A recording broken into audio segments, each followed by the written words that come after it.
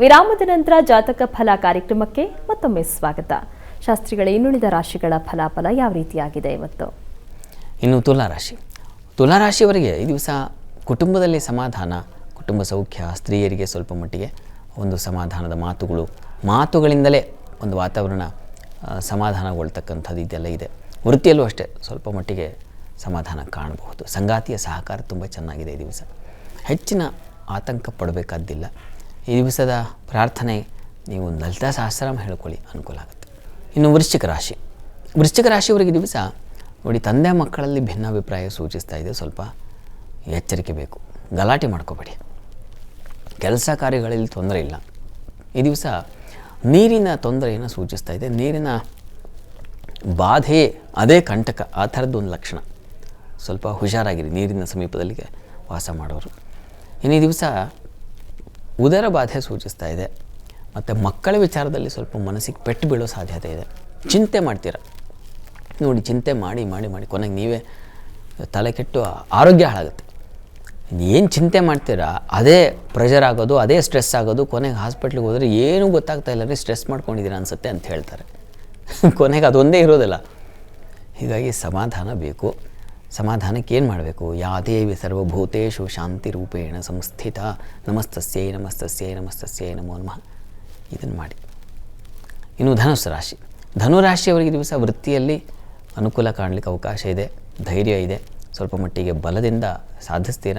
ಆದರೆ ವಸ್ತು ನಷ್ಟತೆ, ದುಃಖ, ವ್ಯಥೆ ಕೂಡ ಇದ್ದಾವೆ. ಈ ದಿವಸ ಮನಸ್ಸಿಗೆ ಪೆಟ್ಟು ಬೀಳುತ್ತೆ. ಅಷ್ಟಮಾಧಿಪತಿ ಭಯದಲ್ಲಿದ್ದಾನೆ, ನಷ್ಟವೂ ಉಂಟಾಗುತ್ತೆ. ಸಹಿಸಲಾರದ ನಷ್ಟ ಅಂತೀವಲ್ಲ, ಹಾಗೆ ತಟ್ಕೊಳ್ಳೋಕ್ಕೆ ಆಗ್ತಾಯಿಲ್ಲಪ್ಪ, ಅಷ್ಟು ಸ್ಟ್ರೆಸ್ ಒತ್ತಡಕ್ಕೆ ಸಿಕ್ಕಾಕೊಂಡಿದ್ದೀನಿ, ಆ ಥರ ಆಗಿಬಿಡುತ್ತೆ. ಇದಕ್ಕೆ ಪರಿಹಾರ ಏನಪ್ಪ ಅಂದರೆ, ನೀವು ಕೂಡ ಕ್ಷೀರ ದಾನ ಮಾಡಿ. ಯಾರಿಗೆ ಅಗತ್ಯ ಇದೆಯೋ ಅಂಥವ್ರಿಗೆ ದಾನ ಮಾಡಿದ್ರೆ ಬಹಳ ಒಳ್ಳೆಯದು. ಇನ್ನು ಮಕರ ರಾಶಿಯವರಿಗೆ ದಿವಸ ವೃತ್ತಿಯಲ್ಲಿ ಪರಿಶ್ರಮ ಹೆಚ್ಚಾಗುತ್ತೆ. ನಿಮಗೆ ಕೆಲಸಗಳಾಗ್ತಾ ಇರುತ್ತೆ, ಶ್ರಮವೂ ಹೆಚ್ಚಾಗುತ್ತೆ.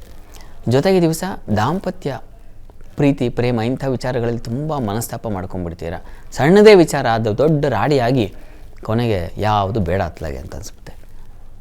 ಆರೋಪ, ಇದು ಸನ್ಯಾಸ ಅಂತೀವಲ್ಲ, ಹಾಗೆ ಯಾವುದ್ರ ಎಲ್ಲವುದರಿಂದ ಆಚೆಗೆ, ಇರುವುದೆಲ್ಲವೂ ಬಿಟ್ಟು ಇರೋದುದರೆಡೆಗೆ ಅಂತಾರಲ್ಲ ಅಡಿಗರು, ಆ ಥರ ಹೋಗಿಬಿಡೋಣ ಅತ್ಲಾಗೆ ಎಲ್ಲರೂ ಅಂತ, ಆ ಥರದ್ದೊಂದು ಭಾವನೆ ಉಂಟಾಗುತ್ತೆ. ಪಾರ್ವತಿ ಪರಮೇಶ್ವರ ಪ್ರಾರ್ಥನೆ, ಶಿವಶಕ್ತಿಯುಕ್ತೋ ಯದಿ ಭವತಿ ಶಕ್ತಃ ಪ್ರಭವಿತಂ, ಆ ಮಂತ್ರವನ್ನು ಹೇಳ್ಕೊಳ್ಳಿ, ಅನುಕೂಲ ಆಗುತ್ತೆ. ಕುಂಭರಾಶಿಯವರಿಗೆ ದಿವಸ ನಿಮಗೆ ಸ್ವಲ್ಪ ಶತ್ರುಗಳ ಬಾಧೆ ಇದೆ, ಚರ್ಮ ಸಂಬಂಧಿ ತೊಂದರೆಗಳು ಉಂಟಾಗುವ ಸಾಧ್ಯತೆ ಇದೆ, ಅಲರ್ಜಿ ಉಂಟಾಗುತ್ತೆ, ಸ್ವಲ್ಪ ಹುಷಾರಾಗಿರಿ. ಕೆಲಸದಲ್ಲಿ ಮಾತ್ರ ನಿಮಗೆ ಸ್ತ್ರೀಯರಿಗೆ ಸ್ವಲ್ಪ ಮಟ್ಟಿಗೆ ಸಹಕಾರ ಸಿಗುವ ಸಾಧ್ಯತೆ ಇದೆ. ಸಣ್ಣ ಪುಟ್ಟ ಸಹಕಾರ ಸಿಗುತ್ತೆ, ಅದೇ ನಿಮಗೆ ಸ್ವಲ್ಪ ಮುಳುಗೋನಿಗೆ ಹುಲ್ಲು ಕಡ್ಡಿ ಆಸರೆ ಅಂತಾರಲ್ಲ, ಹಾಗೇನೂ ಸ್ವಲ್ಪ ಸಹಾಯ ಆಯಿತು ಅನ್ನೋ ಥರ ಆಗುತ್ತೆ. ಆತಂಕ ಮಾಡ್ಕೋಬೇಡಿ. ಈ ದಿವಸ ಪ್ರಾರ್ಥನೆಗೆ ನೀವು ದುರ್ಗಾ ಕವಚ ಕೇಳಿಸ್ಕೊಳ್ಳಿ. ಅಮ್ಮನವ್ರ ಸನ್ನಿಧಾನದಲ್ಲಿ ಕ್ಷೀರಾಭಿಷೇಕ, ಪಂಚಾಮೃತ ಅಭಿಷೇಕ ಮಾಡಿಸೋದು ತುಂಬ ಒಳ್ಳೆಯದು. ಇನ್ನು ಮೀನರಾಶಿಯವರಿಗೆ ದಿವಸ ಮಕ್ಕಳ ವಿಚಾರದಲ್ಲಿ ಮನಸ್ಸಿಗೆ ಪೆಟ್ಟು ಬೀಳುತ್ತೆ, ಅಸಮಾಧಾನವಾಗಿರುತ್ತೆ. ಯಾಕೋ ಮನಸ್ಸು ಅಷ್ಟು ಶಾಂತವಾಗಿಲ್ಲ ಅಂತ ಅಂದ್ಕೊಳ್ತೀರ. ಅದಕ್ಕೆ ಕಾರಣ ಪಂಚಮದ ಮಾಂದಿ, ಜೊತೆಗೆ ಚಂದ್ರ ನೀಚ ಸ್ಥಾನದಲ್ಲಿ ಇರೋದು ಬೇರೆ.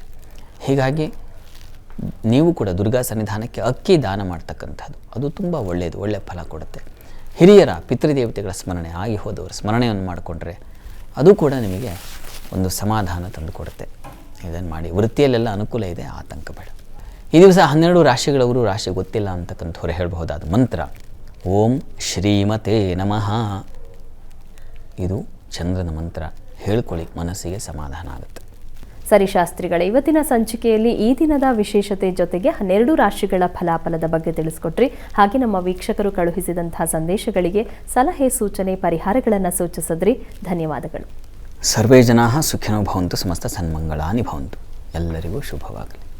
ವೀಕ್ಷಕರೇ, ಇದಾಗಿತ್ತು ಇವತ್ತಿನ ಜಾತಕ ಫಲ ಕಾರ್ಯಕ್ರಮ. ನೇರ, ದಿಟ್ಟ, ನಿರಂತರ ಸುದ್ದಿಗಾಗಿ ನೋಡ್ತಾ ಇರಿ ಏಷ್ಯಾನೆಟ್ ಸುವರ್ಣ ನ್ಯೂಸ್.